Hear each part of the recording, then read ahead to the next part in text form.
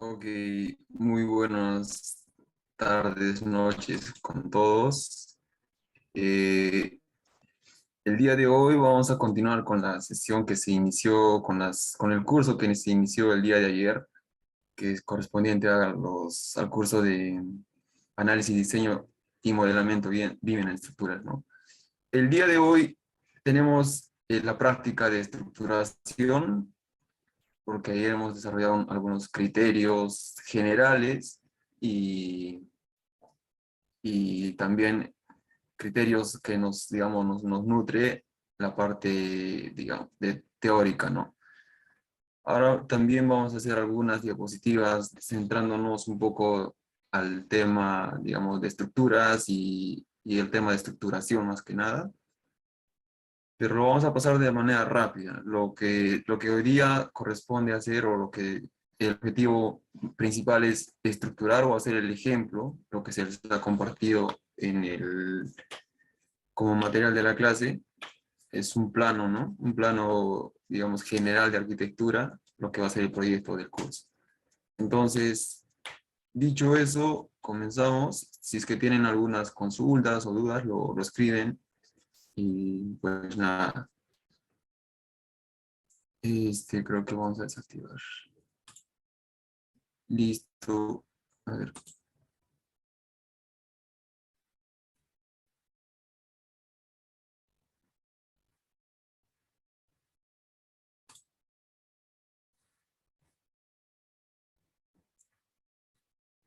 listo.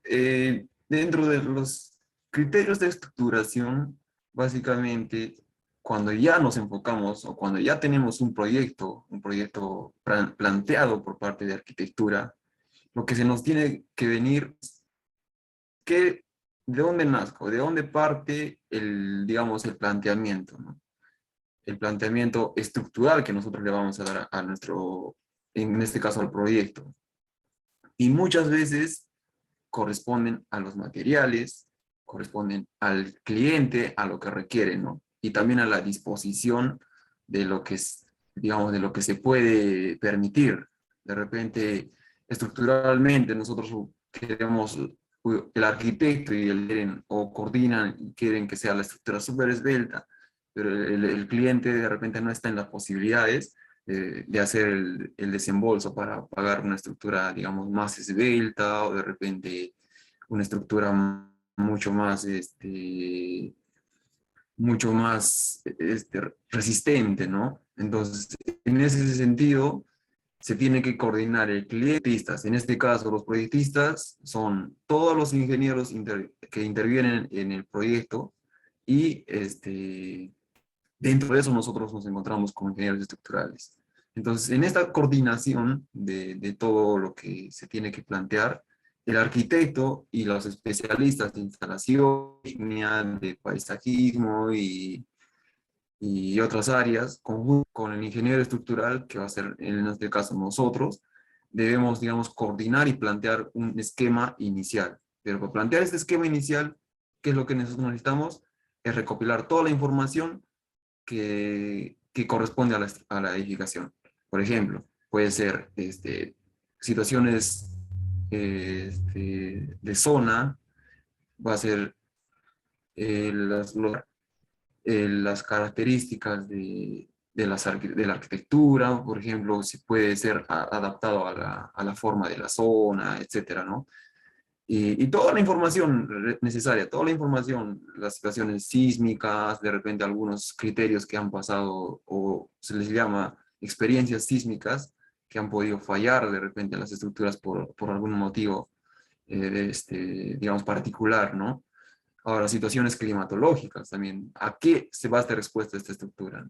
Entonces, dentro de eso, de esa información que nosotros estamos recopilando, nosotros englobamos esta información, sacamos un resumen y empezamos a estructurar, ¿no?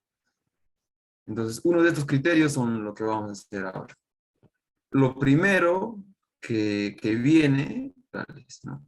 Yo sé que lo han visto de alguna forma superficial o alguna forma, digamos, conceptual, los conocimientos de sistemas estructurales. ¿Qué son sistemas estructurales? Pues los sistemas estructurales es el esquema de todo lo que va a ser, ¿no?, nuestra estructura, ¿no?, de comportamiento en sí. Sin embargo, hay tres conceptos tantos, ¿no?, dentro de estos sistemas estructurales. ¿Qué es una estructura? ¿Qué es un sistema estructural? ¿Y qué es un elemento estructural?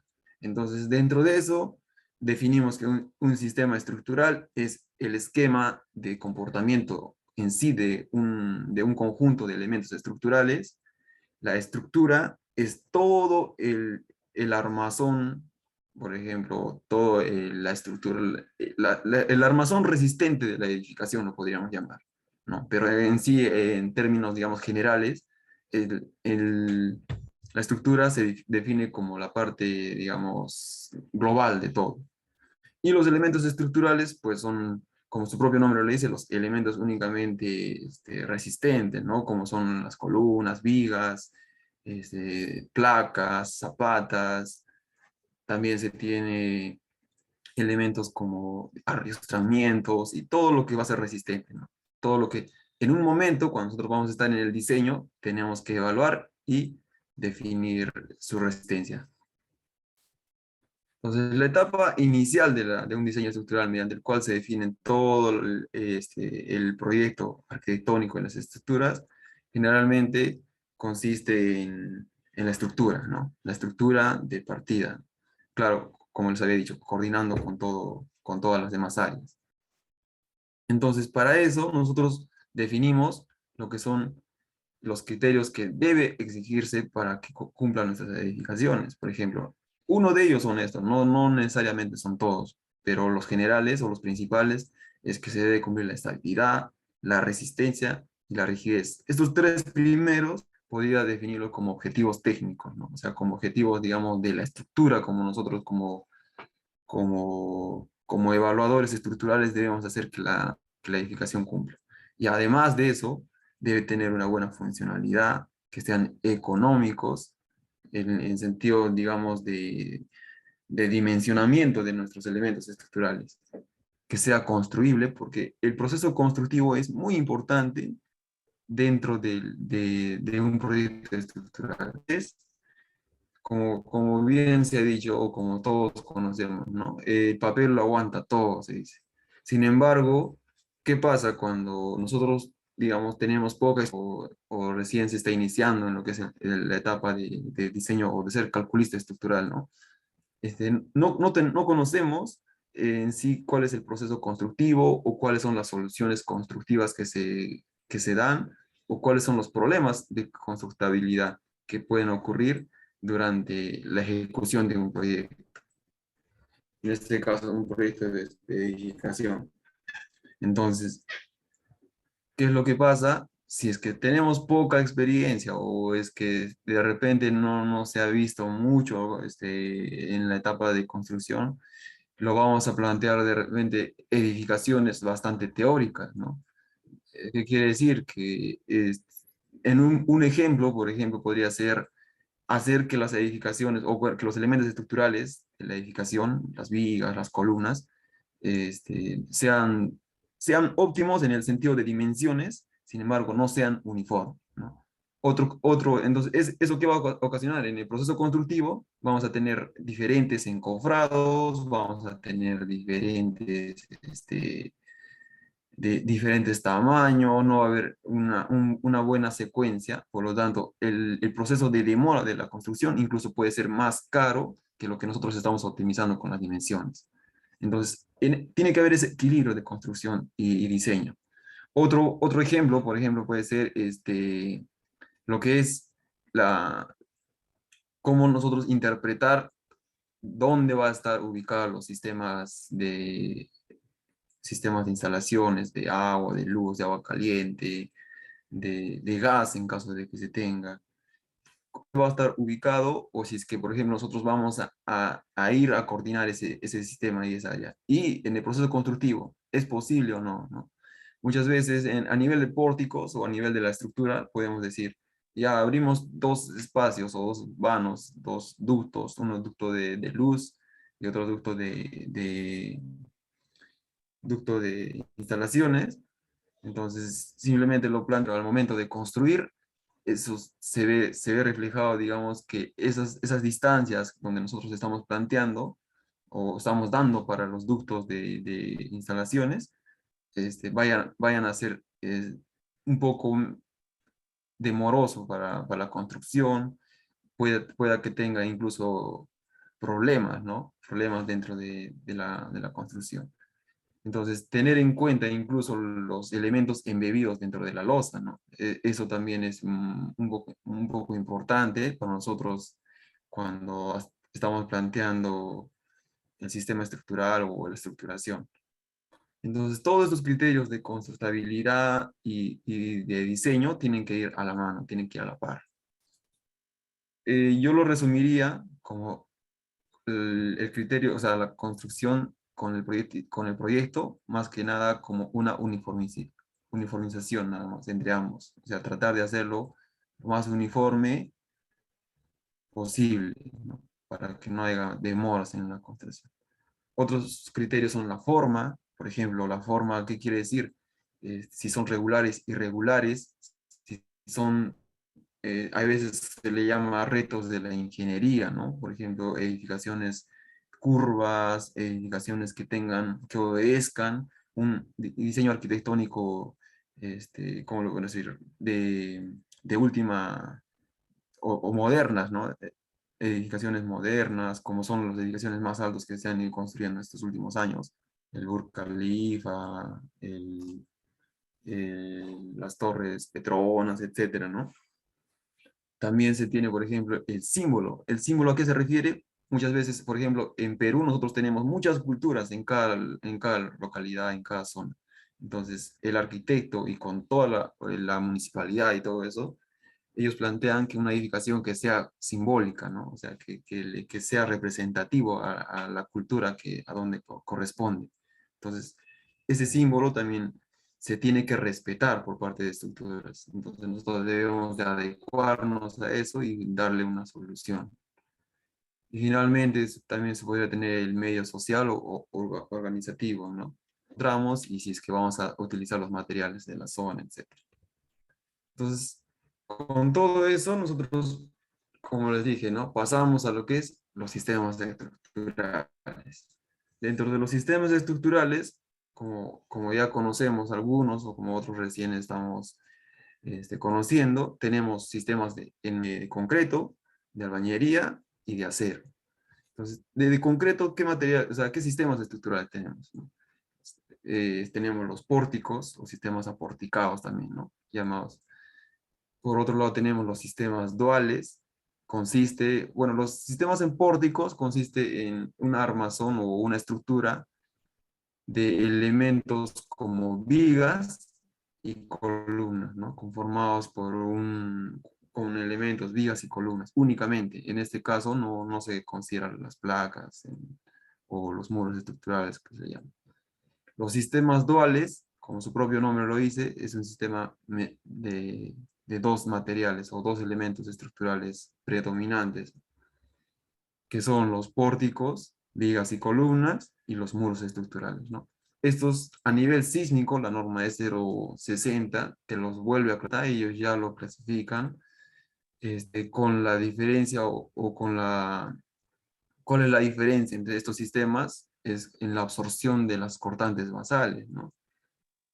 Luego tenemos los sistemas de muros únicamente. Entonces, ¿cuál es la diferencia entre estos tres sistemas? Es en en la absorción de las cortantes de las cortantes basales ocasionadas por una fuerza lateral, en este caso, fuerza sísmica.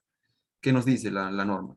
Si las cortantes se distribuyen en las columnas de un 80% a más, entonces la edificación es aporticada, ¿no? O sea, si todas las columnas que nosotros tenemos dentro, toda la edificación, absorben el 80% a 100% de la cortante que nosotros le estamos poniendo por sismo, entonces quiere decir que es aporticado. Ahora, un sistema dual, ¿qué quiere decir? Que entre el 20% y al 70%, o sea, en ese rango, absorben toda la fuerza sísmica, entonces quiere decir que es un sistema dual. ¿Por qué? Porque si es que está menos del 20%, digamos, en los muros, Entonces, si está menos del 20% en los muros, es pórtico, ¿no? Si está más de 20% y está menos de 70%, entonces es dual. Ahora, ¿qué nos dice para un sistema de muros? Lo que sobra, ¿no? O sea, si es que si es que el sismo se distribuye en la fuerza sísmica, se distribuye en los muros en un 70%. Más adelante lo vamos a ver con un poco más claridad, cómo se clasifican cada uno, ¿no? Luego tenemos los sistemas de albañería, en este caso tenemos esto está limitado por su altura y también por la zona sísmica, ¿no? Que la norma nos dice que para cada uno de estos sistemas nos da un R de utilidad. Vamos a tocar mucho el tema de utilidad, más adelante lo vamos a definir con más claridad, pero básicamente, si es que ustedes se han dado cuenta, nos da un R, ¿no? Un R de factor de reducción se le llama, para cada uno de estos sistemas estructurales. Entonces, únicamente para clasificar o para darle ese R que va a ser un parámetro sísmico, nosotros lo clasificamos, qué sistema estructural corresponde. Y justamente yo lo puse aquí en rojo, por ejemplo, el sistema dual de albañería y pórtico. Quizás este sistema no está en las normas, no está en la norma E030, ni en la E060, ni en la E070, nada. Pero muchas veces en las zonas, por ejemplo, de no alta sismicidad, sino en las zonas intermedias o altas, digamos, de zona 3 le vamos a llamar, se tiene construcciones con albañería y pórtico. ¿Por qué? Porque erróneamente la edificación se construye con pórticos resistentes, pero a la vez se le suma albañería, ¿no? Cuando se hace el vaciado, lo que se ha diseñado con pórticos se le confina con la albañería. O sea, ¿qué quiere decir? Que la albañería está confinado a las columnas que fueron de pórticos. Entonces, en este caso, se vuelve un sistema de dual de albañería con pórtico. O sea, muros de albañería con pórtico. ¿Y cuál es el R de reducción para este sistema? Pues no hay, ¿no? En la norma E030 no hay. Yo ya propuse este sistema como un tema de investigación, por ejemplo, donde podrían evaluar varias edificaciones que tienen esas características y ver cómo se comportan para encontrar un R óptimo o R promedio para este tipo de sistema, ¿no? Eso puede ser un tema de artículo, de tesis que se pueda desarrollar. Luego tenemos los sistemas de acero, en el material de acero, los marcos rígidos, marcos contraventeos excéntricos, los marcos rígidos con muros de corte o combinación de estos sistemas, ¿no? Hay incluso hay más sistemas en acero, sin embargo, no lo vamos a tocar porque el curso es en concreto, ¿no? ¿Listo? Por ejemplo, aquí tenemos el sistema porticado, que nos dice que, bueno, aquí no tengo para rayar, ¿no? Bueno, el sistema porticado básicamente consiste en sistemas con elementos de columnas y vigas, ¿no? Como se muestra en las figuras. Por ejemplo, en la figura derecha nosotros vemos las columnas de lila o morado y azul, ¿no? Entonces, este sistema se clasifica o se caracteriza porque toda la resistencia sísmica lo va a absorber estos elementos de columnas y va a trabajar en conjunto. Y yo les podría decir que es un sistema bastante dúctil, o sea, que aporta bastante ductilidad, ya que al nosotros aplicar una fuerza sísmica dentro de esto, dentro de este, dentro de esta estructura, ¿qué es lo que va a pasar?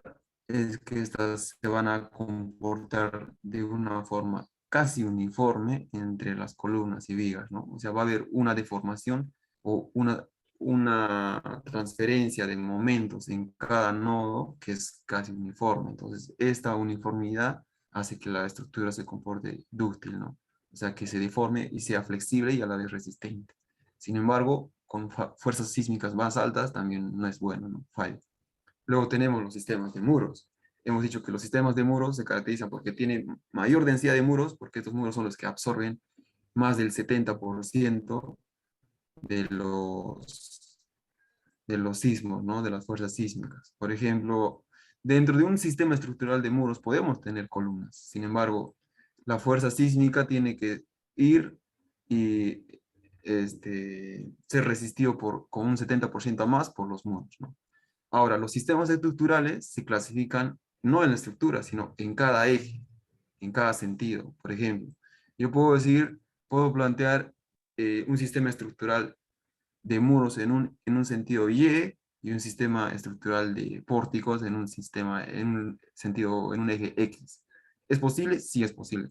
E incluso cuando nosotros hacemos el análisis sísmico, tenemos que asignarle el sistema estructural y el sismo por separado, ¿no? O sea, para el sismo X, un sismo, para el sentido Y, otro sismo, ¿no?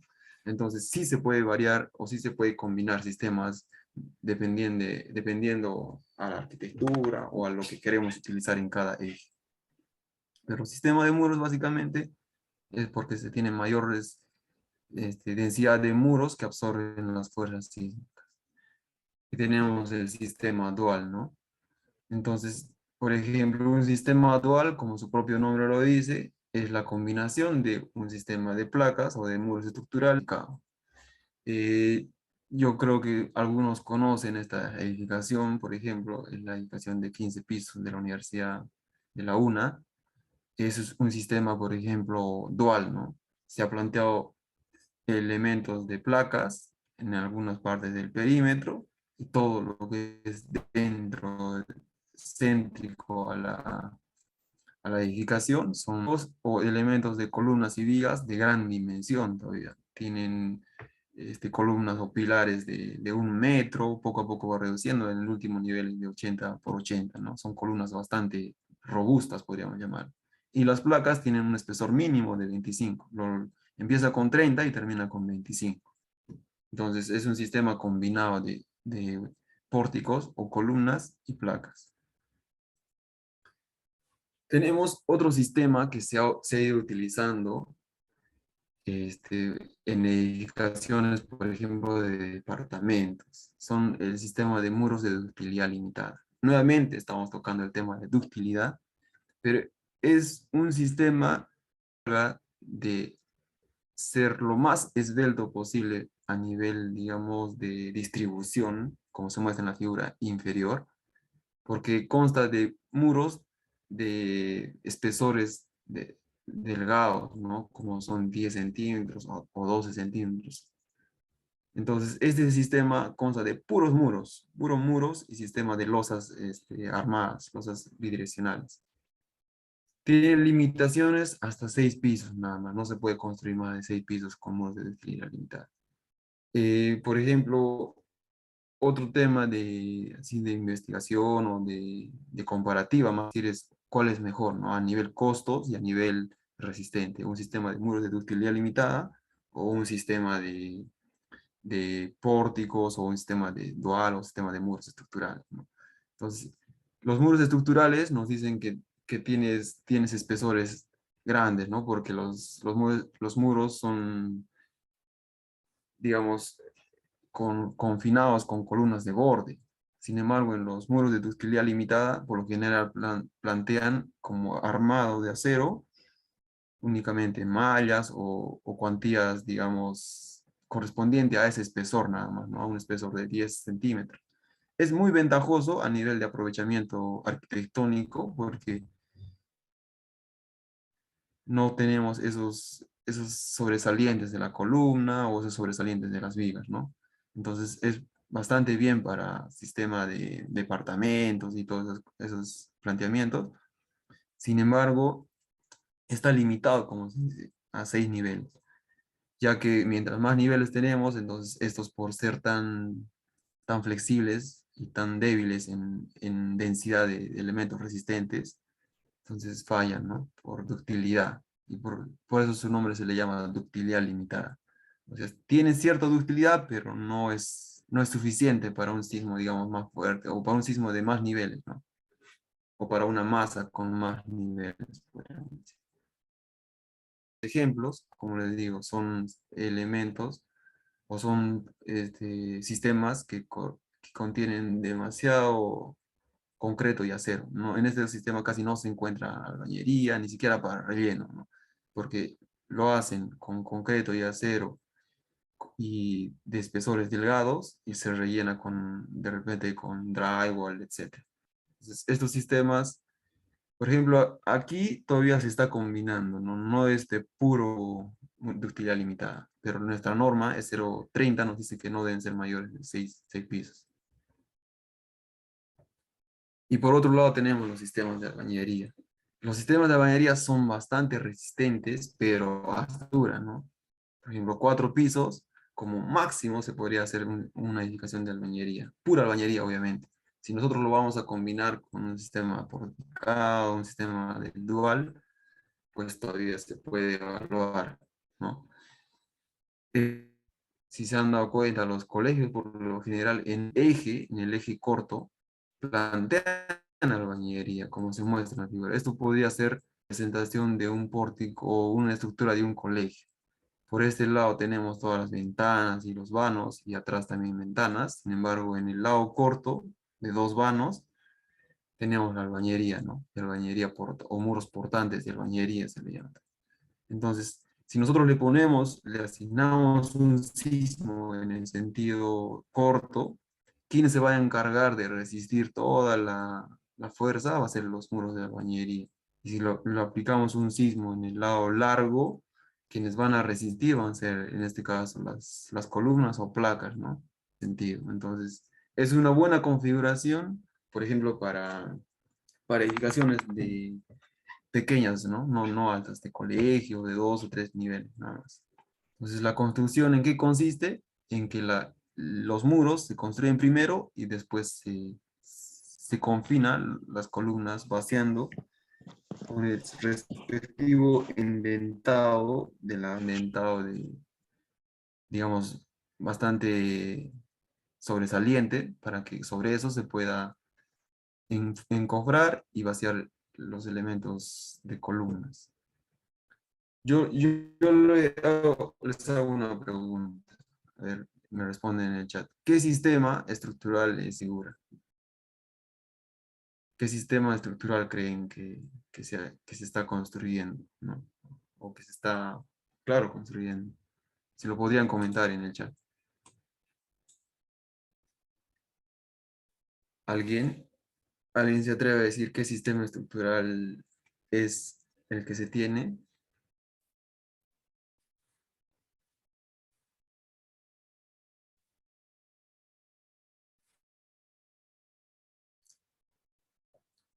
Muchas gracias por su respuesta. Tenemos a tres amigos, ¿no? Bueno, más. Bien, a simple vista, mira, eso es una buena. Les puse un ejercicio, ¿no? Un ejercicio como para que puedan, digamos, identificar después de lo que hemos repasado. Entonces, a simple vista, este podría ser un sistema porticado. Sin embargo, si nos vamos a los detalles de la derecha, no es un sistema porticado. Y muchas veces es como decir, es como una recomendación que no podemos definir un sistema estructural a simple vista, ¿no? Bueno, incluso esto sí se podría definir a simple vista. ¿Por qué? Porque es un sistema que si lo observamos en la figura derecha, nos podemos dar cuenta que tiene losas, en este caso losas y columnas nada más, ¿no? ¿Qué nos dice que es un sistema porticado? Es un sistema que consiste en vigas y columnas, porque en conjunto con todo el sistema que nosotros le vamos a poner, por ejemplo, un pórtico puede ser así. Entonces, cuando nosotros le vamos a asignar un sismo a un sistema porticado, ¿quiénes van a trabajar? El conjunto en sí, vigas y columnas. Entonces, estas son mis vigas y estas son las columnas. Pero si nos fijamos en lo que les puse el ejemplo, no encontramos un no encontramos un sistema de vigas, ¿no? Ahora, me dice frente a que no es que se está generalizando, porque el sistema estructural es básicamente por su planteamiento de estos elementos. No tiene mucho que ver si es hacia sismos o hacia vientos, ¿no? o a gravedad, ¿no? El estructural se caracteriza por sus elementos que lo conforman. Entonces, como les decía, en las imágenes que se les muestra no tenemos vigas, si se fijan. Tenemos únicamente losas y pórticos, o sea, y columnas, ¿no? Entonces, es un sistema de losas, se le llama, edificaciones con sistema de losas. No se tiene en Perú mucho porque nosotros nos encontramos en una zona sísmica, porque esto no es recomendable para sismo. Sin embargo, si se han ido a dar vuelta por Bolivia, sí se construye este tipo de edificaciones. Ahora, en Europa, en España, en Francia, se construyen edificaciones de hasta de 40 pisos con este sistema. Se llama sistema de losas, ¿no? Entonces, en este caso, lo único que se evalúa es el funcionamiento de las losas frente a las columnas que se les está planteando. Este es un sistema bastante débil a fuerzas laterales sísmicas. Si nosotros no tenemos una viga, entonces, ¿quién transmite los esfuerzos laterales? A ver, la losa no es suficiente para transmitir las deformaciones o el comportamiento lateral de la edificación. Entonces, es un sistema de losas que nosotros debemos, digamos, identificarlo bien y no utilizar. De repente, en alguna zona sísmica uno, ¿no? En la zona 5.1 se podría plantear donde no se tiene sismo nunca.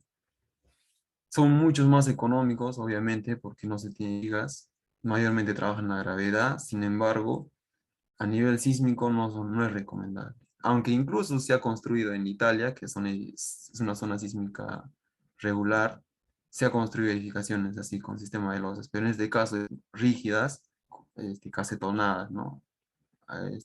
Con los nervios en ambos lados. ¿Listo? Ductilidad. Hemos hablado de la ductilidad, pero sin embargo, para definirlo mejor, ¿qué se entiende por ductilidad, no? Ductilidad es lo que les había dicho ayer, es la capacidad de deformarse una estructura o un elemento sin perder resistencia. Por ejemplo, encontré una relación de materiales, nada más, no encontré algo para edificación. Sin embargo, sí nos muestra cómo se expresa la ductilidad, ¿no? Un material dúctil tiene la capacidad de deformarse, mientras alta, sin embargo, no se deforma. Incluso puede llegar a más resistencia, ¿no? Puede llegar a mayores resistencias, pero la capacidad de deformarse no lo tiene. Entonces, por ejemplo, esto es una aclaración cuando nosotros planteamos o hacemos el diseño con estructuras de concreto armado y el acero. Si nosotros le añadimos mayor acero a la edificación, o al elemento, en este caso a una Sí, viga, nosotros estamos haciendo que esta sea frágil, porque mientras más acero lo añadimos, la estructura gana mayor resistencia, sin embargo, pierde ductilidad, ¿no? Entonces, debemos de equilibrar eso. Por eso es como una aclaración cuando dicen, ¿no? La estructura a veces se cree que la viga o la columna va a ser más resistente si le pones más acero. No es cierto. La viga va a ser más sí, resistente si trabaja conjunto con el acero. ¿Listo? Entonces, la ductilidad es esta, ¿no? La capacidad de deformar de resistencia. Claro que tiene un límite de resistencia o de tensión máxima se le llama. Y desde esa tensión máxima cede, pero ya es, digamos, habiendo deformado bastante. Entonces, cuando nosotros evaluamos a nivel sísmico, y sabemos que la fuerza sísmica es una fuerza oscilatoria que varía en el tiempo.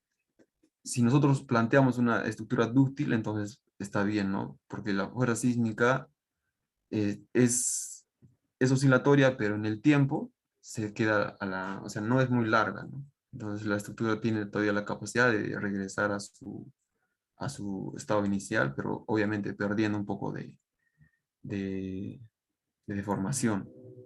Y ahí también entra el tema de la histéresis de los elementos, ¿no? Ahora, la ductilidad se puede definir como una ductilidad global y una ductilidad local. Global es cuando nosotros lo vemos como a la estructura. Una estructura dúctil, por ejemplo, estamos hablando de todo el pórtico, todo el tema, el sistema estructural, o sea, toda la estructura, conjunto de placas, vigas y columnas, es dúctil. Y la ductilidad local es del elemento, ¿no? Únicamente de la viga, únicamente de la columna, únicamente de la placa. Ahora, ¿la placa es dúctil o no es dúctil? Una placa no es dúctil, porque al tener mayor rigidez, al tener mayor dimensión, gana bastante resistencia, sin embargo, tiene poca capacidad de deformarse, ¿no? Porque por lo general, esta estructura, su relación con el acero tiene, digamos, tiene menores cuantías, por lo tanto, si nosotros le aplicamos una fuerza sísmica fuerte, vamos a hacer que falle directamente, no se va a deformar por ser tan rígido en concreto, ¿no? En cambio, un elemento columna y un elemento viga son más dúctiles, ¿no? O sea, tienen capacidad prácticamente de desplazarse hacia un lado y regresar sin perder resistencia, ¿no? Y regresar a su estado, digamos, inicial. Luego tenemos los sistemas estructurales en acero, tan importante en el curso, pero lo vamos a ver, ¿no? Tenemos construcciones remachadas, de clase uno y de clase 2. Luego tenemos construcciones soldadas. También pórticos de columnas y vigas. Aquí tenemos otro elemento de clase 4, que son construcciones soldadas, ¿no? Muchas veces en estructuras de acero también se plantea pórticos, así como en edificaciones se plantea pórticos de vigas. Y en este caso, incluso son mucho más resistentes porque el acero es más dúctil, es mucho más resistente al pasismo. Sin embargo, la desventaja es que estas son más caras a nivel presupuesto, digamos, por lo menos en Perú. En otros países como Ecuador, Colombia y México, sí se evalúa bastante esta comparativa porque allá se tiene mayor disposición. Sin embargo, todavía los perfiles más grandes son más caros, ¿no? Los perfiles para armaduras todavía es más comercial. Otra desventaja es que no son muy bien resistentes a fuego. Y si nosotros estamos diseñando una cocina o de repente un ambiente susceptible a incendio, pues el acero no es recomendable. Aquí tenemos construcción soldada y atornillada. Entonces, estos también se clasifican, ¿no? Porque el acero, o sea, en el acero tenemos tres tipos o bueno, tenemos conexiones remachadas, soldadas o atornilladas. Cuando son soldadas, transmite momento, ¿no? Atornilladas también puede transmitir momento, sin embargo, es más práctico que se transmita, o sea, que sea como una articulación, ¿no?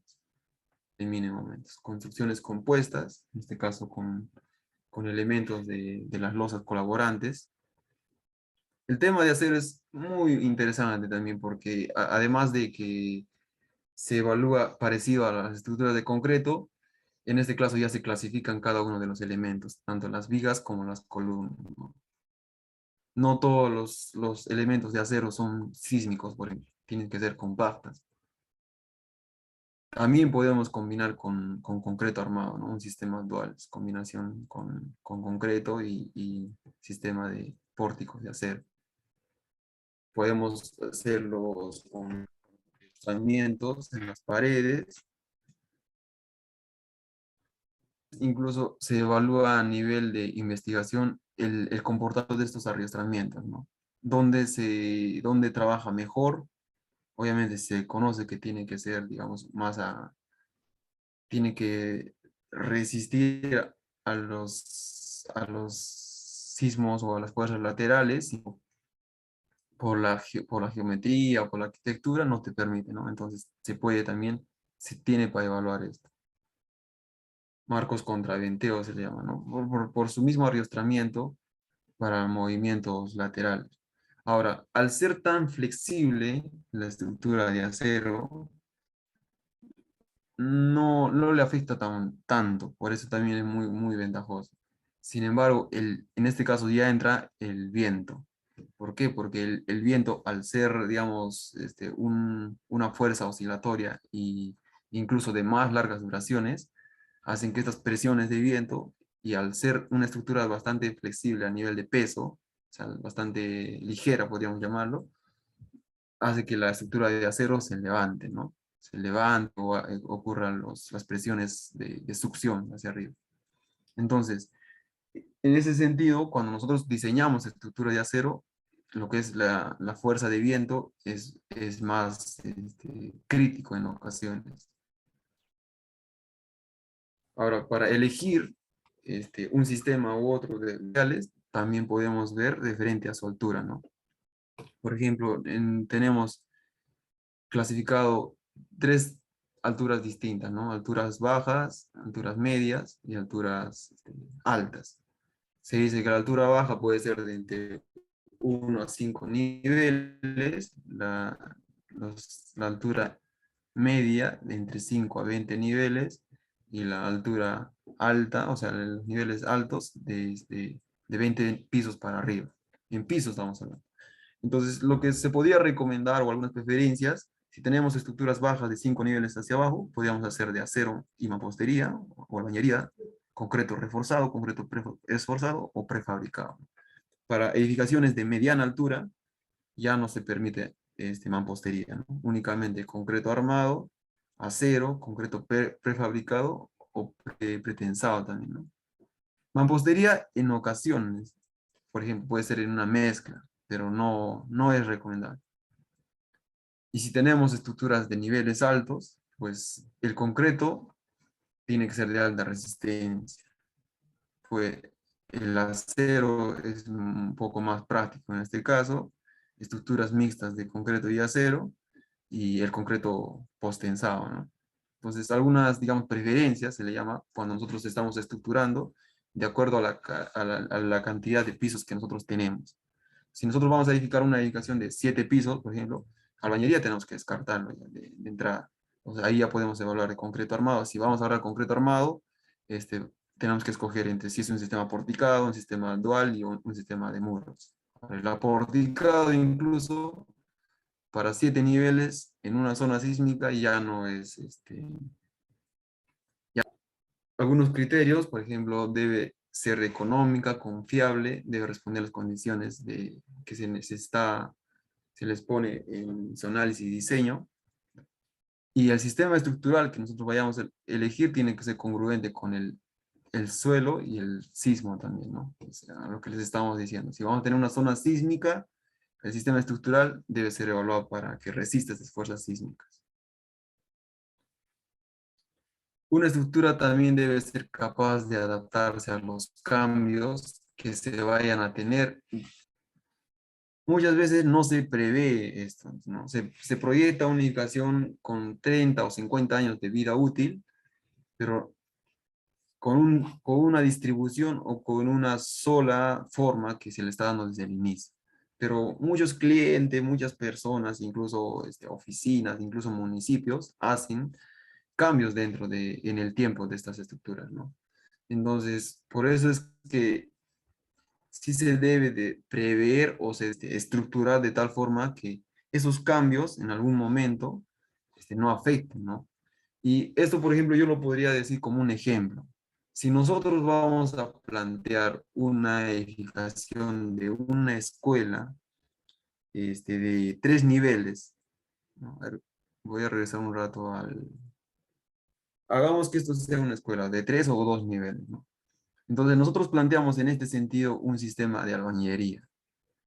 Vamos a llenar de muros en este sentido, y acá en el centro, al tener, digamos, en un planteamiento inicial, como de repente va a ser la pizarra o de repente va a ser un aula, lo planteamos un muro de albañilería resistente también.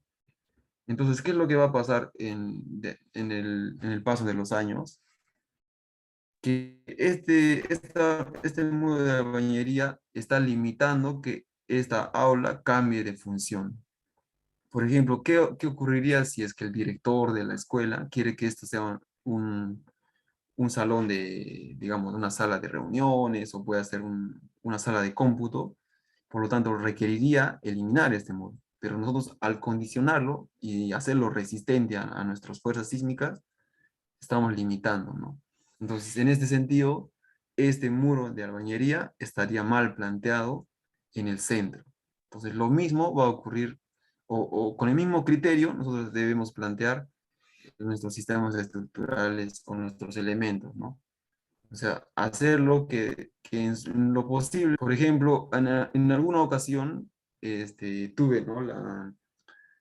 La pregunta de un arquitecto me dice, yo he planteado vigas que se reducen el peralte. Incluso digamos, me puso un poco a prueba, podríamos decir,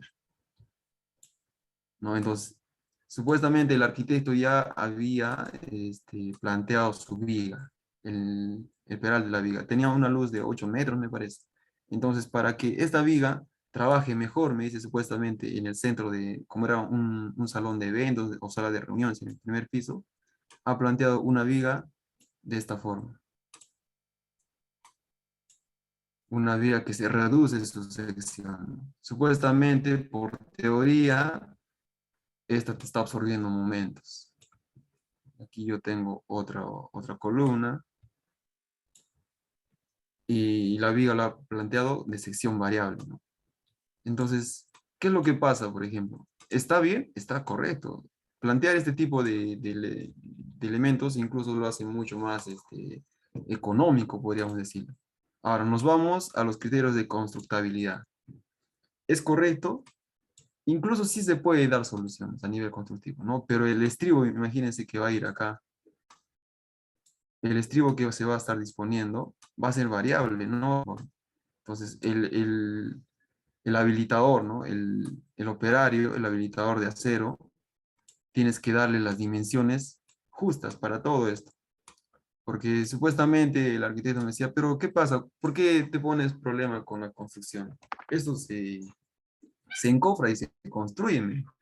Bueno, le dije, pero a ver, evalúa primero el criterio de estribos. Uno, evalúa que el ambiente es más adelante, porque por lo general, como es auditorio, pues perfecto, ¿no? No es limpio en el centro del baño. Pero ¿qué pasa? Que más adelante va a venir otro dueño, lo van a cambiar, se va a cambiar de uso este primer piso y se va a querer hacer una puerta. Entonces, ahora, ¿la puerta va a ser uniforme? Pues no, ¿no? Porque va a tener que hacer el marco de la puerta, va a tener que ser inclinado. Ahora, si es una ventana, lo mismo. Entonces, a nivel estructural, incluso es perfecto este tipo de configuración de la viga. Sin embargo, se tiene que evaluar los criterios constructivos, se tienen que evaluar los criterios de funcionabilidad y también el tipo de vía o el tipo de estructura o el tipo de ambiente que va a tener, no solamente en el proyecto inicial, sino más adelante, ¿no? Entonces, con ese criterio, bueno, no sé al final con cuál se habrá quedado, pero yo preferiría, deba tener a ver, yo preferiría que la viga sea de sección uniforme, ¿no? Para que no tenga problemas de construcción, para que no tenga problemas de cambios. Me pregunta que, ¿a qué se refiere que debe ser adaptable a los cambios, ¿no? Que se debe tener en cuenta mayor carga o no. Más que nada, no estamos hablando todavía del cálculo, estamos hablando del planteamiento estructural, o sea, de la estructuración. Debe ser adaptable de tal forma que si es que se va a ver algún cambio más adelante, esta no interfiera, las placas y las columnas que nosotros estamos planteando a nivel inicial, sea lo más simétrico posible, y de tal forma que no interfiera digamos, el cambio que se pueda tener, ¿no? Así como les puse el ejemplo de la albañería en el centro, por ejemplo, esa albañilería o o se está limitando a que esa zona o ese ambiente cambie. Entonces se quita y se refuerzan mejor los elementos del perímetro, de tal forma que si va a haber un cambio, no va a afectar los muros perimétricos, ¿no? Solamente el medio. Respecto a las cargas, no se evalúa, pero eso ya se va a evaluar en el cambio, ¿no? Por ejemplo, tiene mucho que ver también digamos, nosotros si planteamos una estructura de vivienda y más de oficinas, la carga viva es distinta. En ese sentido se tendría que hacer un reforzamiento, ¿no? Hay un tema de reforzamiento. Nosotros ahorita estamos hablando de un planteamiento, este, algunas precauciones especiales, por ejemplo, de las zonas de alta sismicidad, ¿no? Y los suelos de baja capacidad de carga. Hay zonas de costas o zonas digamos, podríamos decir, de desiertos que tienen fuertes vientos. Y muchas veces nosotros por defecto decimos que el sismo va a ser predominante o las caras laterales. Sin embargo, si la estructura que estamos planteando no es demasiado rígido y pesado, o si la estructura que estamos planteando es demasiado alto, por ejemplo, una edificación de 25 pisos, ¿ya? En Lima, en Arequipa, ya se construyen edificaciones de 25 pisos para arriba. Nosotros debemos evaluar también el tema de los vientos, porque el viento, si bien es cierto, el viento con el sismo aplican fuerzas laterales, este, fuerzas oscilatorias laterales, pero la oscilación de estas fuerzas no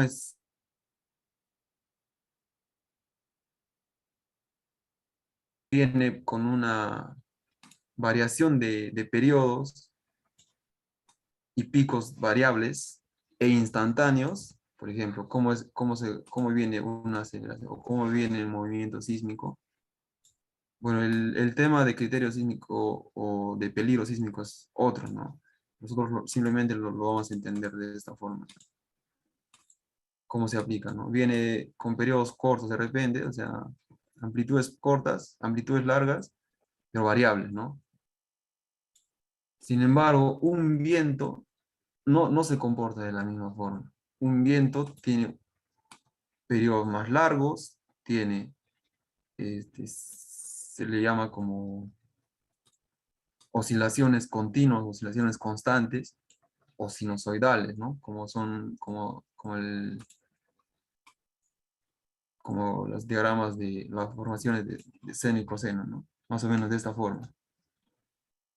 Si dan cuenta, los periodos son casi constantes. Entonces, si nosotros evaluamos una edificación para estas fuerzas, vamos a evaluar únicamente para estos picos. Sin embargo, si nosotros evaluamos para un viento, tenemos que evaluar para este pico y para este movimiento, o sea, para todo ese cambio.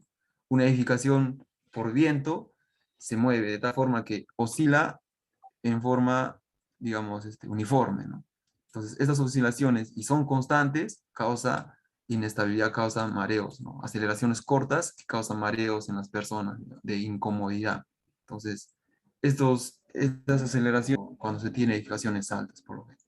En cambio, para un sismo simplemente se trata de controlar estos picos y para esto tenemos nosotros nuestras fuerzas resistentes, ¿no? Nuestros elementos resistentes, digo, de placas y columnas. En cambio, para esto ya es un sistema, el cual también se reduce con placas y columnas, sin embargo, la estructuración o el criterio es otro, ¿no? El criterio en este caso ya es considerar esta fuerza de tal forma que la aceleración que se está generando a raíz de este movimiento no supere, por lo menos creo que es 0,05 metros por segundo, ¿no? Esa es la aceleración límite que nos dicen los códigos de viento. Bueno, en Perú no tenemos, pero cuando hacemos edificaciones altas y evaluamos por viento, ya pasamos a otras normas, ¿no? Las normas americanas o las normas europeas. Debemos evaluar las zonas propensas a corrosión, lo que les decía, ¿no? Hay veces, por ejemplo, una estructura no va a ser igual que esté construida en, en la costa, en la sierra o en la selva. Si bien es cierto, en la costa se tienen mayores ataques químicos de los sales, porque tenemos la presencia del mar, ¿no? Y a 2 kilómetros del mar ya es fijo una zona con alta capacidad de sulfatos. Por lo tanto, si nosotros evaluamos eso, entonces ahí tenemos que presentar o plantear de repente estructuras un poco más, más robustas a nivel de espesor de sus elementos, ya que estos elementos tienen que tener también mayores recubrimientos. Entonces, si nosotros utilizamos, digamos, los recubrimientos, los mismos que utilizamos en la sierra o en la selva, que donde no se tiene sales, entonces la corrosión o estos sales van a filtrar, van a tener mayores capacidades de llegar al acero, ¿no? Porque el recubrimiento no es tan alto. Se debe evaluar eso y por lo tanto, a nivel estructural, ¿en qué nos afecta? Quizás plantear un poco más, espesores un poco más altos, ¿no? Para que se tenga en cuenta para que se tenga en cuenta lo que es el recubrimiento. Y otro de los criterios es también donde se tiene, por ejemplo, incertidumbres con lo que se pueda presentar durante su vida útil. Por ejemplo, no se tiene muy bien claro lo que son acciones de la nieve, de acciones de repente de tornados, ¿no? Bueno, no tenemos en Perú, pero en ocasiones estos son efectos de la naturaleza que una vez en 1000 años han pasado, pero nadie sabe que pueda volver a ocurrir. Entonces, si es que se tiene esa historia, que aunque haya pasado una vez en 400 o 500 años, entonces se debe prever, ¿no? Para eso se hace, digamos, una inspección más global de todo lo que estamos, de la zona donde estamos proyectando la edificación. Aquí tenemos algunos criterios de resistencia y de formación, ¿no? Creo que todos lo han visto, o bueno, si no, es una de las fallas del puente Tacoma que ha ocurrido por los efectos aerolásticos del viento, ¿no? Aquí también hay una confusión, y yo creo que lo han visto, o incluso muchos documentales decían que el puente Tacoma ha fallado por resonancia, ¿no? El término resonancia, si han escuchado alguna vez, es la superposición de dos periodos, ¿no? O sea, de dos tipos de movimiento con el mismo periodo. Por ejemplo, si nosotros tenemos una estructura que por su propia inercia o de sus columnas, de sus placas y de sus vigas, oscila, ¿no? Cuando se le aplica una fuerza lateral. Entonces, si nosotros, por ejemplo, le aplicamos un empujón a una estructura, hacemos un choque, digamos, ¿no? Que es el sismo por lo general a la estructura, esta se va a mover, pero al regresar, va a regresar con un periodo de oscilación. ¿Por qué? Ese periodo de oscilación es, digamos, muy representativo de su sistema estructural que estamos planteando. Si nosotros lo hacemos un empuje, cualquier material, digamos que, por ejemplo, hagan cuenta, se les está empujando a una regla, ¿no? Una regla de dibujo. Esta va a regresar vibrando, ¿sí, no? Entonces pasa lo mismo con la edificación. Y esta vibración ocasiona periodos de la estructura, periodos propios de la estructura. Por eso se dice, mi estructura tiene tal periodo, dice, ¿no? Entonces, si este periodo de la edificación, no, desde acá lo vamos a contabilizar. Un periodo es la capacidad que es desde inicio hasta que regresa el ciclo, ¿no? El ciclo de vuelta. Esto lo vamos a definir como periodo. Si este periodo coincide con la fuerza de viento, porque el viento ya hemos dicho que se comporta de esta forma, o con cualquier fuerza externa que se le está aplicando, no siempre va a ser el mismo tamaño, pero el periodo puede ser idéntico. Si ese periodo coincide, estos, estos dos movimientos, estas dos amplitudes que generan estos movimientos se suman. Por lo tanto, si yo lo aplico a mi estructura que ya está vibrando, le aplico otro efecto dinámico que también tiene la misma oscilación, o sea, el mismo periodo, eso hace que se sume ambas amplitudes, por lo tanto empieza a vibrar con mayor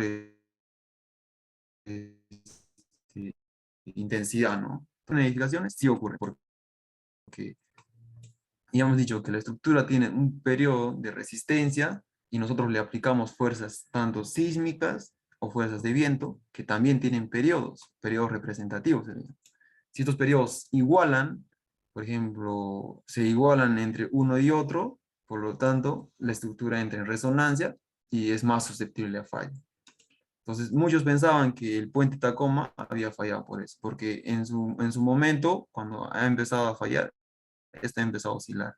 Ha empezado a oscilar y con el viento ha oscilado más, con mayores amplitudes y ha fallado, ¿no? Sin embargo, el efecto ha sido otro, ¿no? El efecto ha sido de volteo del tablero. El tablero era demasiado flexible, por lo tanto ha ocasionado el efecto aeroelástico de succión en el tablero. Pero más que nada esto sirve para recordar o para tener claro lo que es resonancia, ¿no? Más adelante, cuando vamos a ver la norma, tenemos que considerar que el periodo de la edificación no sea idéntico o no sea ni siquiera cercano al periodo del suelo, que es el periodo de sismo más que nada. Y lo que hemos revisado ayer, ¿no? Las condiciones de regularidad y los aspectos geométricos o estructurales que deben cumplir cada una de las edificaciones, independientemente de los materiales que se construyen. Por ejemplo, hemos dicho que las edificaciones deben ser regulares, pero en caso de que sean irregulares o esbeltas o con cambios bruscos de rigidez, deben de evitarse, ¿no? Porque si no, de lo contrario, se dañan y al final tenemos problemas. Muchas veces las estructuras irregulares están presentes en nuestros proyectos. Es, digamos, casi evitable por las condiciones del terreno que tengamos, por los planteamientos arquitectónicos que hagan los arquitectos. Sin embargo, nosotros debemos de manejarlo. Dentro de esa irregularidad tenemos que plantear elementos resistentes, pero de forma regular, ¿no? Es deseable que la estructura cumpla con los requisitos de regularidad que se ha ido tocando todo este tiempo, ¿no?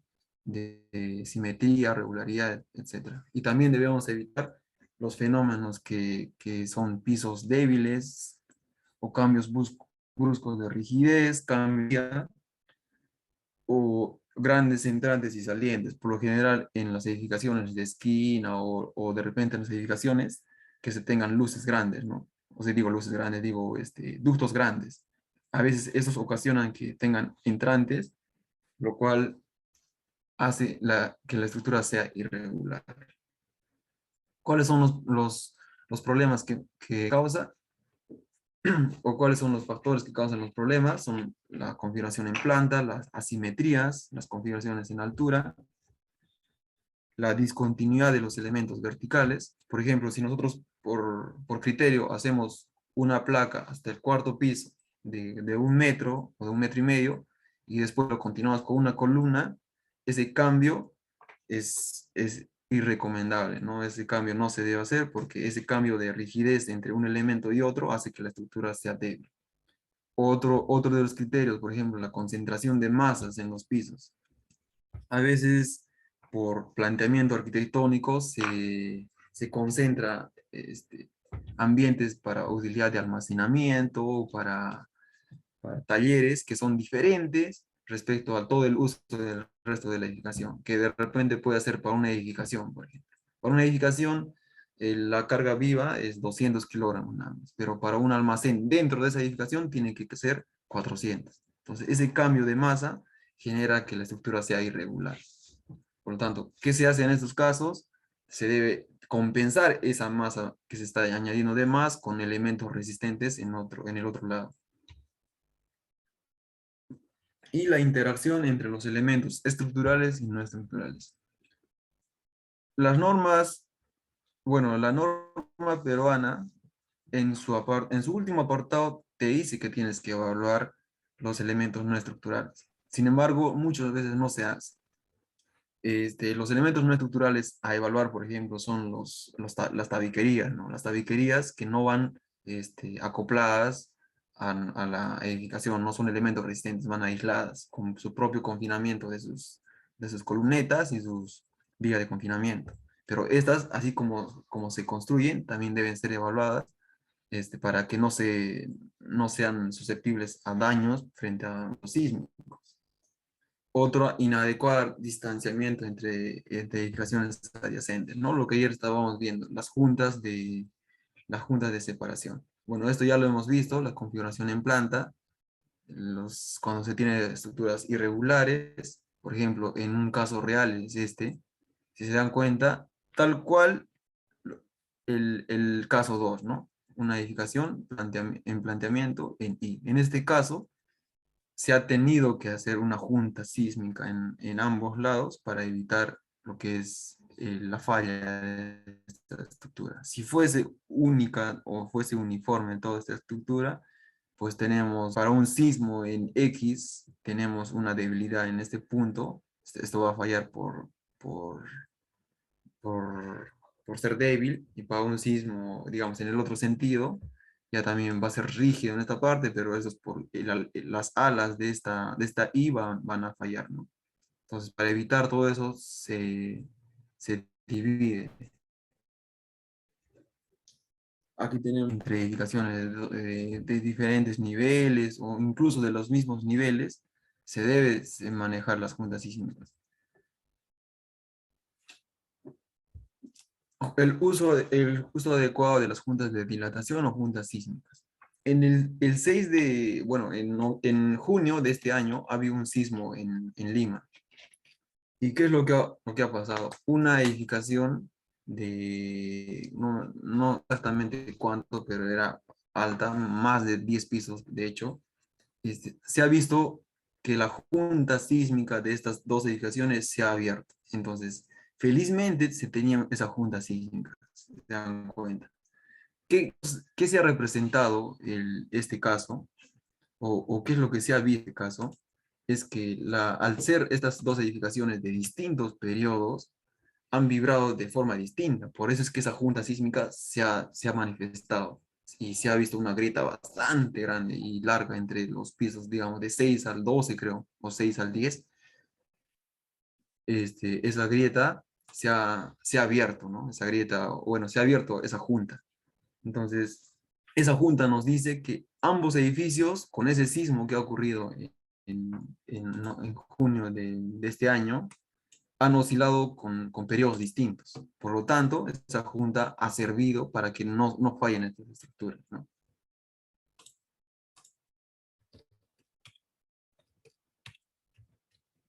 Entonces, por eso es importante las juntas de dilatación o las juntas sísmicas. El 22 de junio ha ocurrido eso. Estoy buscando justamente esa imagen que ha sido viral incluso, ¿no? Porque se ha pensado que la edificación ha fallado o que se ha agrietado, pero en sí no ha agrietado, no ha fallado, solamente se ha abierto la sísmica. Por lo tanto, no hay problema en esa edificación. Bueno, no lo encuentro. ¿Listo? Entonces, es importante el ancho, porque 3 centímetros, que es la norma, para un piso y 2 pisos está bien, pero para más niveles ya se debe calcular, ¿no? El cálculo no está tan conservador. Bueno, aquí tenemos algunos criterios de simetría que lo hemos revisado el día de ayer, y los efectos de excentricidad, ¿no? Estas asimetrías, ¿qué es lo que causan? La excentricidad, o sea, mayores excentricidades frente a cada nivel de piso. ¿Qué es lo que ocasiona? Pues falla. Por ejemplo, mira, en esta edificación nosotros tenemos un tanque elevado por un lado y obviamente está lleno de placas y muros, y sin embargo en el otro sentido no se ha compensado la rigidez completamente, por lo tanto ha fallado, ¿no? Ha venido un sismo, se ha ocasionado torsiones y toda esta zona ha fallado, ¿no? Los cambios de áreas a nivel de altura, los cambios bruscos, ¿no? Por ejemplo, estas edificaciones de hecho son susceptibles a algunos daños, ¿no? Por estos cambios que se están dando, cambios drásticos o cambios abruptos, ¿no? Lo que se recomienda es que si se va a cambiar, que sea de una forma, digamos, regular o progresiva, no cambios bruscos, no este tipo de cambios. Otro de los criterios es las masas concentradas, ¿no? Así como en los pisos, en cada nivel por ambiente podemos concentrar masas, también podemos concentrar en este caso. Por ejemplo, si vamos a hacer una edificación y el cliente se le ocurre hacer una piscina en su último piso, ya sea en el piso 10, en el 11, en el 12. ¿Por qué? Porque se ve bonito, ¿no? Una piscina en el último nivel. ¿Y qué es lo que está ocasionando? Que esta piscina va a requerir primero, toda la estructura que le va a contornar va a ser de concreto armado. Ahora, el agua también es pesado. Y además que esta agua, frente a un movimiento oscilatorio, hace que vibre y golpetee a ambos lados, ¿no? Entonces oscile a su propia armonía, a su propio, digamos, a su propio periodo. Entonces, una piscina en un último nivel es posible, o sea, es recomendable, no es recomendable, pero muchas veces es requerimiento del cliente, por lo tanto, se debe solucionar eso. ¿Y cómo se soluciona eso? Por lo menos rigidizando toda esa área de donde se va a soportar la piscina y compensar todo el resto del área con elementos, digamos, frente a los movimientos laterales que se va a tener, compensar, ¿no? Compensar rigidez distribuir rigidez, se podría llamar, pero teniendo en cuenta que va a haber una masa concentrada en un último nivel en este caso. O no, no, sé, no necesariamente una piscina, también pueden ser tanques elevados, ¿no? Por ejemplo, aquí tenemos el hecho justamente de lo que está diciendo un tanque elevado, donde, donde supuestamente aquí se ha apoyado únicamente de pórticos, ¿no? Ha fallado la parte que lo soporta el tanque, por lo tanto, al tener una masa bastante pesada y el agua aparte tiene su propio periodo de oscilación, entonces se ha caído, ¿no? Y los problemas de rigidez. Estos problemas también ocurren cuando nosotros hacemos aperturas en los muros o de repente levantamos algunos niveles más altos que otros, ¿no? Entonces, estos muros, como son, hemos dicho, no son dúctiles, son rígidos, y si nosotros le quitamos un pequeño vano, lo hacemos una pequeña apertura dentro del muro, hacemos que ese nivel o esa apertura debilite todo el nivel. Por lo tanto, así sea en el primer nivel o en un nivel cualquiera, al ser rígido, todo necesita comportarse como rígido. Si nosotros lo debilitamos, ya lo estamos haciendo, todos los muros lo estamos haciendo vulnerables a falla o a daño. Entonces, ¿qué es lo que ocurre? Se debe evitar eso, o en peor de los casos, hacer por separado, ¿no? Mejor yo prefiero hacer dos placas y unirlo con vigas de gran peralte que hacer todo el sistema de muros y un vano grande. Las discontinuidades en elementos y flujo de fuerzas, ¿no? Por ejemplo, en muchas edificaciones se construye con el llamado mezzanine, ¿no? Se quiere que el primer piso y el segundo piso estén conectados, ¿no? O sea, que por un lado nada más se tenga esa losa vaciada y por el otro lado que sea todo un piso alto. Entonces, al generar eso, hay algunas columnas que van a ser más altos que otros, como se muestra en la figura 2. Entonces, ¿qué es lo que va a ocurrir? Esas columnas se están comportando de manera distinta estaban con vigas. Entonces, para evitar eso, se debe arriostrar nomás todo al mismo nivel, por más que se tenga un nivel mesamine. Ahora que si se tiene una columna ya es imposible de arriostrar, pues se tiene que aumentar la dimensión, ¿no? Se tiene que aumentar el espesor y el ancho de la columna. Aquí tenemos algunos otros casos de cambios de rigidez, ¿no? Por ejemplo, aquí están haciendo de la viga. ¿Esto es posible? Sí es posible, pero estas vigas se llaman vigas de transferencia, deben ser mucho más rígidas y mucho más peraltadas, ¿no? Aquí tenemos algunos ejemplos de discontinuidad, por ejemplo. Esto se ha planteado unos muros estructurales sobre una columna delgada, ¿no? Una placa. Entonces, obviamente era débil por el piso blando y ha fallado. Sin la necesidad de que esto sea este, de concreto armado, simplemente de concreto, ya está haciendo que el cambio de masa entre un nivel y otro sea, sea discontinuo. Y entramos a los pisos débiles, ¿no? justamente después de, o referenciando esto, los llama,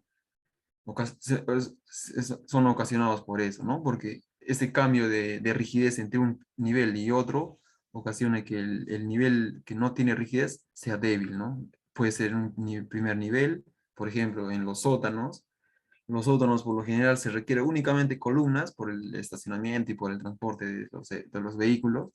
Sin embargo, cuando después del sótano vienen todos los pisos superiores, lleno de muros, ¿no? Entonces esas masas hacen que, por lo tanto, el piso del sótano sea débil. U otro que también puede ser dentro de un nivel intermedio, ¿no? Se debe evitar ese tipo de estructuración. Aquí tenemos un ejemplo con cambio de rigidez por piso blando, ¿no? Por ejemplo, en los dos niveles superiores se ha llenado de albañilería, se ha llenado de masa. Sin embargo, en el primer nivel, tiendas, se ha planteado para mostradores, se ha planteado para cualquier tipo de actividad, pero no quería que haya muro. Por lo tanto, la masa en este piso es mucho menor que el resto, por lo tanto, ese cambio de rigidez frente a un movimiento lateral o un movimiento sísmico es vulnerable, ¿no? Algunas discontinuidades frente en altura se debe proyectar siempre que las estructuras sean continuas en altura, ¿no? O sea, si es que empieza con placa, tiene que terminar con placa, no puede terminar con columna. Si se empieza arriostrando la base, se tiene que terminar con arriostramiento en la altura también, y de esa forma. Y aquí la iteración con los elementos no estructurales. Muchas veces, si es que no se aísla adecuadamente lo que son la albañería o la tabiquería, que estos estén trabajando en conjunto, la albañería o tabiquería no está capacitado para resistir estas fuerzas, por lo tanto, va a fallar, ¿no? Entonces aquí, por ejemplo, tenemos lo que son algunas fallas de la albañería o del relleno, pero la estructura, si se dan cuenta, está bien, ¿no? Lo único que está sufriendo daños son el relleno o la tabiquería. Aquí tenemos algunos daños que producen los elementos no estructurales. Por ejemplo, al estar, digamos, estos elementos de albañería o elementos de tabiquería que no están, primero, diseñados para que resistan fuerzas sísmicas y segundo, estén a- acopladas a nuestros elementos resistentes, al no estar diseñados para que resistan fuerzas sísmicas, fallan y los resistentes se transmiten, ¿no? Y eso es lo que se está mostrando en la figura. Que sí se tenía tabiquería, por lo tanto no estaba aislada de la bañería y ha ocasionado que los que estaban ligeramente empotrados fallen.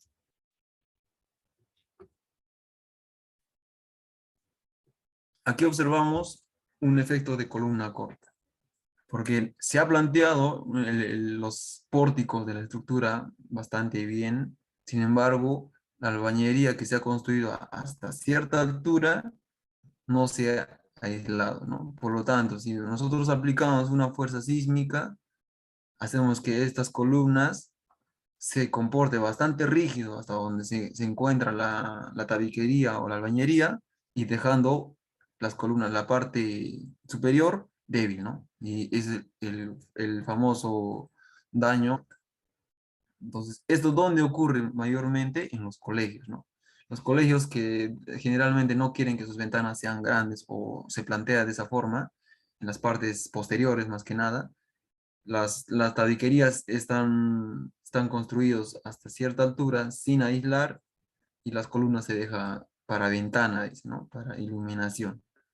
Entonces vienen estas columnas o estas partes que no están con tabiquería son más susceptibles porque el incremento de momento por el cambio de rigidez es bastante, ¿no? Si se dan cuenta, mira, si se tiene para la columna, debería comportarse de esta forma. Pero al nosotros rigidizar toda esta parte de parte inferior con tabiquería, los, los, los momentos se incrementan o se, digamos, básicamente se reducen en este tramo nada más. Por lo tanto, los momentos se incrementan y estos incrementos de momentos hacen que falle la columna.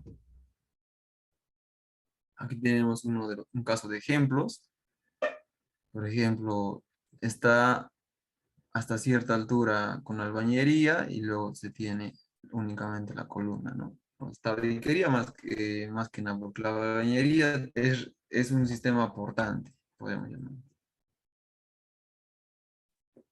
Tenemos algunas interacciones frente a elementos no estructurales entre, entre columnas y vigas. Aquí tenemos el golpeteo, justamente lo que ayer les trataba de explicar, por ejemplo, cuando tenemos, digamos, dos edificaciones de distintas alturas que tienen distintos periodos, pero frente a una fuerza sísmica, ambos se comportan distinto, ¿no? En este caso, por ejemplo, esta es una edificación que tiene más pisos que la de la derecha, y que es lo que está ocasionando que al vibrar por una fuerza sísmica se mueva mayor que la otra edificación, ¿no? Por lo tanto, si no se tiene una junta sísmica correcta, hace que se golpetee y por lo tanto falle, ¿no? La estructura, en este caso, por ejemplo, el periodo de sismo o el sismo ha tenido que ser un periodo parecido al de la estructura. O en otras palabras, el sismo ha sido grande o el periodo de sismo ha sido grande. Y la estructura cuando es pequeña, con un periodo de sismo alto, no se mueve, o sea, no sufre daños. Sin embargo, si es que una estructura que sí se está moviendo le genera un golpeteo, también ya sufre daños. Entonces, eso se debe evitar con las juntas sísmicas adecuadas. Aquí tenemos los casos, por ejemplo, de que ocurre un edificio A frente a un... Se debe evitar con juntas de separación o juntas sísmicas, ¿no? Hay dos tipos de juntas, las juntas sísmicas o juntas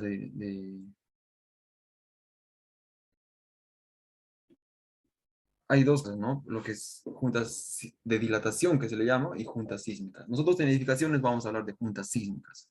Las juntas de dilatación se habla para, digamos, retracción o para la dilatación en concreto, lo que puede ocurrir en pavimentos, en techos, claro, pero estas juntas son más por cambios de temperatura, ¿no? De dilatación por temperatura, que se contraen y se dilatan cuando las temperaturas suben a sus máximos niveles o disminuyen a su mínimo nivel de temperatura.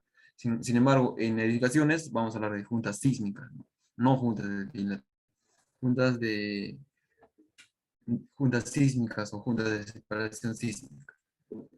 Me pregunta cuál es la solución para el efecto de columna corta. Bueno, cuando nosotros tenemos este caso, lo que se debe hacer es la tabiquería, ¿no? O sea, hacerlo, que la tabiquería no se comporte o no esté empotrado a la columna. ¿Esto cómo se hace? Con una junta de separación y con una columneta de borde, ¿no? Una columneta de confinamiento con una vigueta de confinamiento hacen que mi tabiquería sea resistente y con un mortero se le aísla, ¿no? Frente a la edificación o digo, frente a la columna. Ya sea columna o ya sea placa, se debe aislar esto. O en peor de los casos, llenar toda la tabiquería, o si no, tratar de evitar que haya esto, ¿no? O sea, este cambio de rigidez abrupto que se está observando en esta parte. Aquí tenemos algunos otros casos de separación por, por- o por golpeteo, ¿no? De edificaciones. Entonces, a nivel general se puede recomendar que la estructura debe tener poco peso. Sabemos que el peso es directamente proporcional a la fuerza sísmica, porque cuando nosotros calculamos la fuerza sísmica a nivel de un espectro, ¿qué es lo que se hace? Nosotros primero planteamos un espectro, ¿no? Un espectro de la normativa. Muchos ya lo habrán visto o lo vamos a ver también igual más adelante, pero más o menos es así, ¿no? Vamos a ver de otro color. Más o menos es así. Bueno, más abajo incluso. Entonces, al tener nosotros este espectro, ¿qué coordenadas evaluamos? Las pseudoaceleraciones, o aceleraciones básicamente, con el tiempo. Entonces, nosotros a nivel de aceleraciones le estamos dando una fuerza sísmica. Pero fuerza sísmica es fuerza, o sea, tiene que ser fuerza equivalente en kilogramo fuerza o kilonewton o toneladas, pero tiene que ser en fuerza. Y esto es aceleración. Entonces, para que se convierta en fuerza, lo que hace la fuerza, para que se vuelva en fuerza, se multiplica por por una masa, ¿no? Pseudo aceleración por una masa. Esta masa es correspondiente a la fuerza, o digo, a la carga muerta del edificio, más un porcentaje de la carga viva, ¿no? Esa es la masa del edificio. Obviamente no es así directamente. Por lo general, hacer un análisis modal lo hacemos con sistema de fuerzas y sistema de aceleraciones y sistema de masas, ¿no? Más que nada sistemas matriciales para ver cuántos pisos se tiene, todo eso. A nivel matricial más que nada se trabaja esto, pero la idea sigue siendo lo mismo. Para que esta aceleración se convierta en una fuerza, se multiplica por una masa del edificio. Y esta masa, ¿a qué corresponde? A la carga muerta más un porcentaje de la carga viva. Este porcentaje lo norma, dependiendo de la categoría de edificación, va a ser, ¿no? También conocido como el peso sísmico o el mass source en el ITAUS, por ejemplo. ¿Listo? Entonces, quiere decir que si nosotros le ponemos una estructura más rígida, o sea, estamos planteando placas de 30 centímetros, columnas de 1 metro por 1 metro, estamos haciendo que la edificación sea pesada, ¿no? Por lo tanto, estamos incrementando la masa. Si nosotros incrementamos la masa, la fuerza sísmica también se incrementa, porque la relación es directa, ¿no? Es directamente proporcional. Entonces, si nosotros aligeramos la masa, la fuerza también disminuye, ¿no? Entonces, la fuerza sísmica que se le aplica a la edificación es directamente proporcional a la masa. Entonces, es por eso que no siempre una edificación que sea más robusta va a ser más trabajable, va a ser más óptima, ¿no? Porque así como estamos haciendo lo robusto, también le estamos asignando mayor fuerza sísmica. Entonces se debe evaluar ese criterio y debe plantear lo justo nada más, ¿no? O sea, digamos, lo equilibrado, para que cumpla las derivas en la normativa. Si es 7 por 1000, 7 por 1000. Si es 10 por 1000, 10 por 1000 nada más. Entonces se debe trabajar al límite por eso. No siempre a nivel de derivas, ¿no? A nivel de control de derivas. ¿Listo? Este, bueno, vamos a hacer un break. Creo que tenemos... Vamos a terminar esto y hacemos un break. Entonces, por otro lado, se tiene que evaluar lo que es la simetría de la sensibilidad. Lo que ya hemos estado repitiendo el día de ayer y hoy día, lo que es simetría, simetría, simetría, simetría, a nivel planteamiento de placas y columnas y a nivel de ubicación de lo que son ascensores o cajas de escaleras, ¿no? Tratar de hacer plantas no tan esbeltas, o sea, que no sean muy alargadas, uniformizar la distribución de la resistencia. Esto se hace con los elementos, digamos, continuos y simétricos o más parecidos en todo el área. Y, y obviamente la hiperestaticidad de líneas escalonadas de defensa, ¿no? O sea, esto se está refiriendo a lo que va a ser el cambio abrupto de rigidez en cada nivel que está yendo del nivel inferior al nivel superior. Se debe de formar articulaciones plásticas en miembros horizontales. Por ejemplo, entre una viga y una columna hay una articulación o hay una relación directa, ¿no? de momentos. Eso no ocurre, por ejemplo, con placas. Sin embargo, por eso es que las columnas se debe de ser columna fuerte y viga débil, ¿no? O sea, tiene que ser un poco, el momento de la columna tiene que ser más alto que el momento de la viga. Y eso cómo se transmite a nivel de planteamiento. Mm, con una relación de Peraltes, ¿no? Y finalmente, las propiedades dinámicas de la estructura deben ser adecuadas al terreno, ¿no? Bueno, eso es correspondiente a la teoría de estructuración. Ahora vamos a hacer un... Ingeniero, buenas noches. Una Sí, consulta. sí, diga. ¿A cuánto de altura se tendría que evaluar el pandeo en concreto armado en las columnas cuando hay doble altura? A ver, eh, muy, muy buena pregunta. Muy buena pregunta. A ver, no es tanto que ver su altura, sino es su esbeltez. Y sabemos que la esbeltez es la relación, ¿no?, entre área y, y altura, o sea, y longitud. Entonces, yo creo que te estás refiriendo a cuánto de... Altura libre sería, ¿no? Cuando existe, sobre todo de mezanina, hay algunas columnas que son doble altura, parece, ¿no? Exacto, exacto. Sí, no, sino que estoy diciendo que te estás refiriendo a la altura total, ¿no? Entonces, pues como te digo, no es tanto la altura, sin embargo, ya tienes que ir viendo un criterio, ¿no? Por ejemplo, lo primero es el criterio de la resistencia o el criterio de pandeo de Euler. Entonces, sabemos que el Euler evalúa la esbeltez, ¿no? La esbeltez por la inercia, entre la rigidez y todo eso. Sin embargo, como te digo, tiene que ver con su sección, con su área de la sección. Si la columna digamos, reducida, de dimensiones reducidas, entonces la estructura va a ser esbelta. Por lo tanto, si es esbelta, tienes que evaluar a pandeo. Si está la estructura o estás planteando una columna, digamos, robusta, pues por lo más probable que no sea esbelta. Entonces, este pandeo, bueno, el pandeo de Euler se evalúa dependiendo a la esbeltez, ¿no?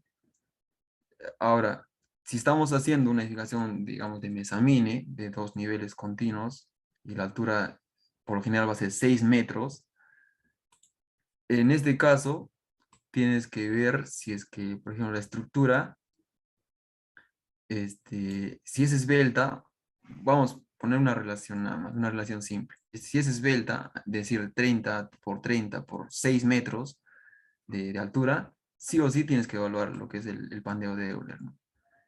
Eh, y otro caso más. El tema del pandeo en concreto no es tan predominante frente al comportamiento de flexocompresión por sismo. Incluso el pandeo te puede pasar, ¿no? O sea, el pandeo de Euler es bastante, digamos, amigable porque estamos evaluando áreas grandes. El pandeo de Euler más que nada es para situaciones con áreas pequeñas, por ejemplo, perfiles metálicos, ¿no? Pero, pero sí se puede evaluar y se tiene que evaluar, ¿no? No se tiene, pero sí se puede evaluar, porque, como te digo, lo predominante va a ser el sismo. O sea, ni siquiera esto te va a cumplir por flexocompresión para que puedas evaluar por pandeo, ¿no? El pandeo, digamos, lo vas a hacer en el segundo caso. Ahora, uno de estos tipos de columnas pueden generar efectos de segundo orden, que se llama los efectos P delta. También hay que evaluar eso. Pero eso ya siempre en cuando sea, digamos, veas algo raro en su distribución de sus cargas en el último, en el que va a estar susceptible esta columna. Si va a ser una columna céntrica, pues no pasa nada. Pero si es una columna excéntrica, que por un lado va a tener una carga mayor y por otro lado va a tener una carga, digamos, carga viva de 200 y por otro lado va a tener una carga viva de 400, entonces tienes que evaluar incluso el efecto de segundo orden, ¿no? Efectos de P delta, ¿no? De momentos de segundo, que se ocasiona por, el, por las excentricidades mayores a lo que se permite, ¿no? Si se tiene excentricidades mayores, entonces la carga que se le está aplicando genera un momento extra, un momento de segundo orden. Entonces, según el software, ¿cómo lo haces? Simplemente le pones, ¿no? Evaluar por efectos de segundo orden más. Pero nada, el pandeo se evalúa dependiendo de su esbeltez y a la relación que hay entre su área y su longitud. No hay un diámetro, una altura, digamos, exacta. Hasta una columna de 3 metros, que sea de 20 por 20 o 25 por 25, Bueno, 25 por 25 es lo mínimo, ¿no? Una columna de 4 metros de 25 por 25 ya podría ser débil por pandeo. Me pregunta Junior Salvador sobre qué tipo de junta sería la que separa la columna y la tabiquería. Bueno, por lo general estos son morteros nada más, ¿no? No son, se puede utilizar o incluso sí se utiliza, ¿ah? Sí he visto que se utiliza lo que son el Tenopor, pero ya son, ¿qué te puedo decir? Son mucho más conservadores, ¿no? Eso también tienes que evaluar ya a nivel constructivo, pero sí o sí tienen que ir separados, tienen que estar aislados, como se le llama. ¿Alguna pregunta más? Entonces, vamos a hacer un break o un conversatorio.